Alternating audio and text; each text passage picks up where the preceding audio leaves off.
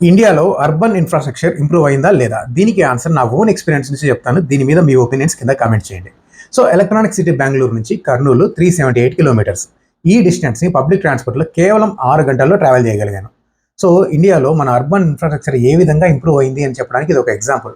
So నా journey గురించి ఈ వీడియోలో ఇన్ డీటెయిల్గా చెప్తాను, వినండి. సో ఆఫ్టర్నూన్ 1:30కి నేను బొమ్మసంద్ర మెట్రో స్టేషన్లో ఉన్నా. 2:45కి యశ్వంత్పూర్ రైల్వే స్టేషన్లో వందే భారత్ ఎక్స్ప్రెస్ స్టార్ట్ అవుతుంది. బొమ్మసంద్ర మెట్రో స్టేషన్ నుంచి Yeshwanthpur metro station 45 kilometres. Afternoon టైంలో బెంగళూరు ట్రాఫిక్లో 45 కిలోమీటర్లు ట్రావెల్ చేయాలి అంటే మినిమం 3 అవర్స్ పడుతుంది. ఇది బెంగళూరు ట్రాఫిక్ అలవాటు ఉన్న వాళ్ళకి అందరికీ తెలుసు. అయితే 1:30కి బొమ్మసంద్ర మెట్రోలో స్టార్ట్ అయ్యాను. 2 o'clock కల్లా ఆర్వీ రోడ్ మెట్రో స్టేషన్లో ఎల్లో లైన్ నుంచి గ్రీన్ లైన్ మారాల్సి ఉంటుంది. సో 2:05 కల్లా గ్రీన్ లైన్లోకి చేంజ్ అయిపోయాను అండ్ ఆర్వీ రోడ్ నుంచి యశ్వంత్పూర్కి 2:35 PM రీచ్ అయిపోయాను. టోటల్గా బొమ్మసంద్ర నుంచి యశ్వంత్పూర్ మెట్రో స్టేషన్ దాకా 29 స్టాప్స్ ఉన్నాయండి. ఈ మొత్తం డిస్టెన్స్ని 1 అవర్లో కవర్ చేయగలిగాం. So 45 kilometres distance in Bengaluru traffic, just 1 hour time and that too 90 rupees ticket మాత్రమే. So this is wonderful.